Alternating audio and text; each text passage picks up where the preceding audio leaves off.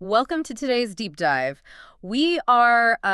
We're stepping right into the deep end of the financial pool today. Yeah, we really are. We're examining a concept that quietly dictates the boundaries of your entire life, whether you realize it or not. Most people definitely do not realize. No, they don't. And we're going to completely rethink everything you know about money, about the architecture of modern loans, and really about the hidden institutional forces actively devaluing your hard-earned cash. Right. If you've ever looked at the macroeconomic landscape and felt like the entire system is designed as a treadmill that just keeps speeding up while you stay in the exact same place, this is exactly what we need to talk about. It's the perfect time to have this conversation, too. Yeah. Our source material today is this highly analytical breakdown from a presentation titled Usury and Economics. Yeah, by Coach De Bruins. Exactly. Yeah. And what makes this material so compelling isn't just the economic theory. It's how it takes the ancient, almost forgotten concept of usury and forces us to look at it through the lens of a modern, hyperinflated fiat system. Which is wild to think about. It really challenges the baseline assumptions most of us have about how debt and wealth actually operate. And that's the core mission of our deep dive today. We want to take this ancient ethical boundary of usury and put it under the microscope of the 21st century economy. To see if it still holds up. Right. The goal is to cut through all that institutional jargon so you can truly understand the mechanics of your own money. And critically, why traditional textbook definitions of lending and borrowing they're likely leaving you fundamentally behind. Yeah, keeping you on that treadmill. Exactly. Okay, let's unpack this, because the material kicks off with a concept that should make anyone sitting on a savings account deeply uncomfortable. Oh, absolutely. Yeah. It's the reality that your actual sweat and labor are being structurally siphoned out of your pocket while you sleep. To understand the architecture of that extraction, we first have to establish what usury actually is, separate from just the modern concept of interest. Right, because they aren't the same thing. Not at all. Historically, usury was never just about a percentage rate. It was fundamentally defined as an unfair economic practice, where one party extracts excess value based entirely on the desperation of the other. Desperation is the key word there. It is. It's an asymmetry of power, not just a mathematical formula. Right, and De Bruins frames this with a micro-study of that exact power dynamic. He uses this example of someone in total, unvarnished desperation. They need $10 just to survive the week. Just for basic survival. Right, and someone agrees to fund them the $10, but demands $20 the following week. Knowing full well the borrower has no underlying capacity to generate that $20 in such a short window. Which is the definition of a predatory setup. Exactly. The borrower accepts the terms because desperation leaves no room for negotiation. When the inevitable default happens, the lender steps in and confiscates the borrower's belongings. It's not a loan. It's a premeditated asset seizure disguised as a loan. What's fascinating here is that we often relegate that kind of predatory behavior to, back alley loan sharks. Right, like something out of a movie. Exactly.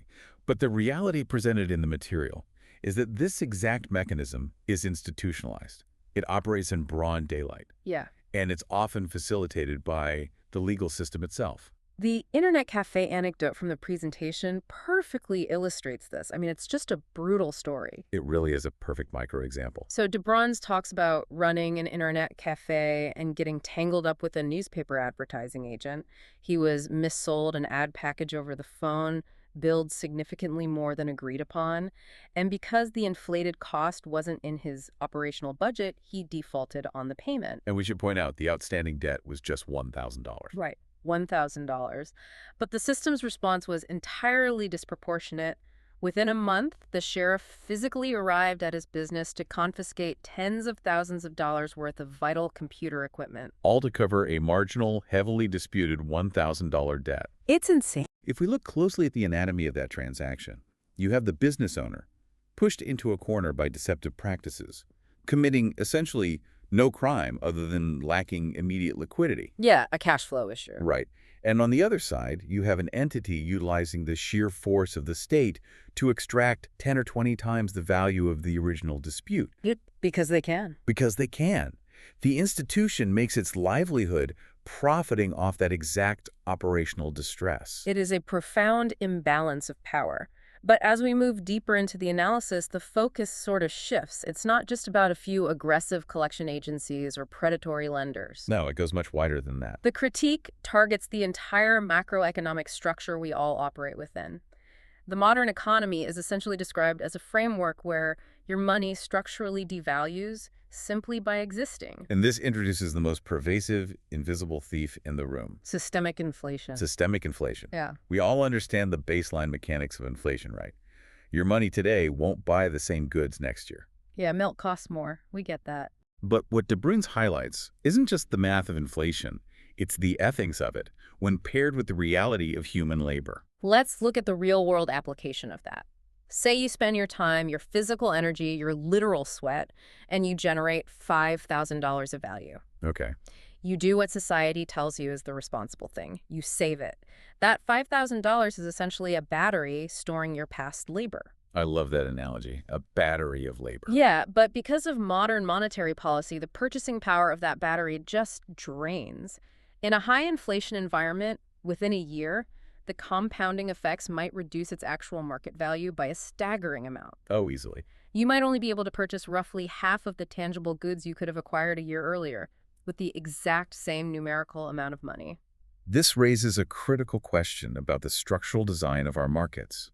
Why is this devaluation a permanent feature?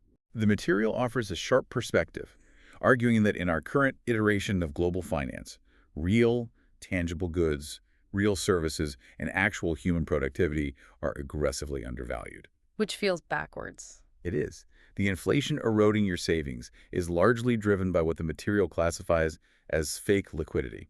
And by fake liquidity, we're talking about the abstraction of value away from physical reality. Right, things that don't actually exist in the physical world. The massive stock trading algorithms performing micro-arbitrage, the endless derivatives markets, cryptocurrency speculation. High-frequency Forex exchanges. Exactly. Precisely. The argument is that the dominant volume of global money is no longer underpinned by the exchange of actual goods, services, or human labor. It's just numbers on a screen. It is underpinned by the manipulation of the money supply itself. The entities with access to these complex financial instruments use them to ensure their capital outpaces the inflation they help create. Well, everyone else gets crushed. Meanwhile, the everyday working person, the one actually manufacturing the goods or providing the services, is left holding a currency that just evaporates in their hands. So what does this all mean for you, the listener, looking at your own bank statements? It means stagnant money isn't just taking a pause, it is actively being drained. Your stored energy is being quietly transferred to those manipulating the broader money supply. To truly grasp the magnitude of this shift, we need to quickly trace the evolutionary lineage of money. Oh, I love this part. How did we get from trading tangible value to a system ruled by algorithmic abstraction? The history here is just fascinating. If you go back to when money was exclusively physical gold and silver, the logistics of wealth were a total nightmare. Very heavy. Very heavy. If you needed to move large amounts of purchasing power, you had to load heavy metals onto a physical carriage, making yourself a prime, slow-moving target for highway robbery. Which was a very real threat. Very real. So the innovation was the promissory note. You leave the gold secured in a vault, and you carry a piece of paper that legally entitles the bearer to that specific amount of gold. It was an innovation born of sheer utility. But human convenience is a powerful force. We are lazy. We are. Instead of continuously returning to the vault to exchange paper for gold to finalize a transaction, markets realized it was infinitely more efficient to just trade the promissory notes. Yeah, why bother moving the gold at all? Right. The system functioned because both parties shared absolute trust that the physical asset was waiting in reserve. But eventually, the gold stopped moving entirely. The paper became the standard. And for a long time, we had a gold-backed currency. The paper held intrinsic value strictly because it functioned as a placeholder for a physical reality. And this is the pivot point for our entire discussion. When currency possessed that intrinsic physical value, demanding an excessive return on a loan was undeniably usury. Right. You were demanding the borrower return more physical, tangible reality than you initially provided. Because the paper meant gold. Exactly. But today, the gold window is closed. We operate entirely on fiat currency. Money declared legal tender by government decree, backed only by institutional trust, and ultimately state enforcement. Which changes everything. It changes everything. Combine fiat currency with aggressive money printing and complex market manipulation, and the fundamental rules of value exchange have completely inverted. Which leads to what I think is the most crucial aha moment in the entire analysis. Because the nature of money has changed, the nature of interest has to be redefined. Yeah. Interest in a modern fiat system does not automatically equal usury. It's a vital distinction. If we approach modern finance with medieval definitions, we completely misdiagnose the problem. First, we have to acknowledge the reality of risk and capital allocation. Yeah. There must be an incentive for a lender to part with their liquidity. Institutional lending doesn't operate on unselfish brotherhood. It operates on yield. Right.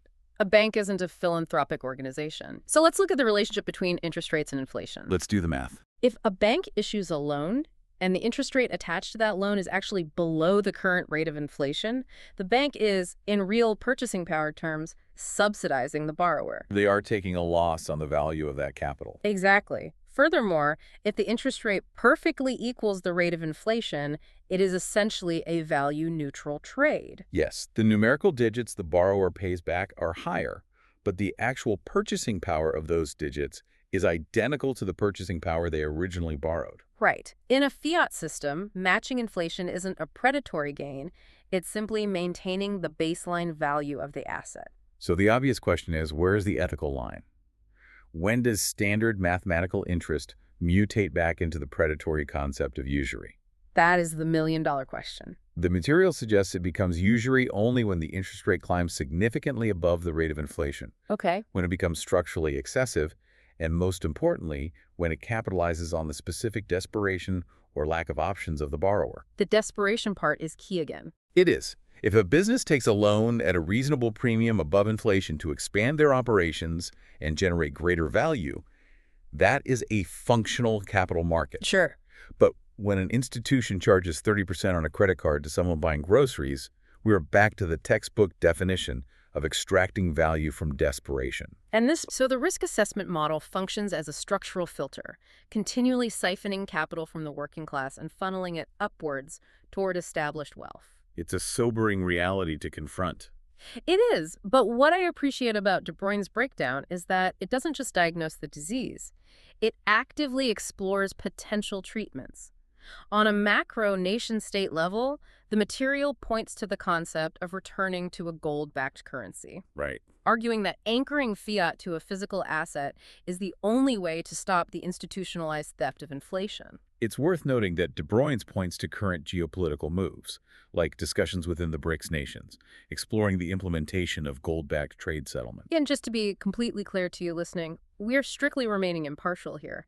We aren't taking sides or endorsing any geopolitical entities or their policies. We're merely conveying the examples provided in the source material. Exactly. Regardless of the geopolitics behind those specific alliances, it serves as a real-time, macro example of nations attempting to outmaneuver the fiat inflation trap. But waiting for a global superpower to return to the gold standard isn't exactly actionable advice for the average person. No, can't really plan your life around that. Right. We don't have personal vaults of bullion to benchmark our private contracts against.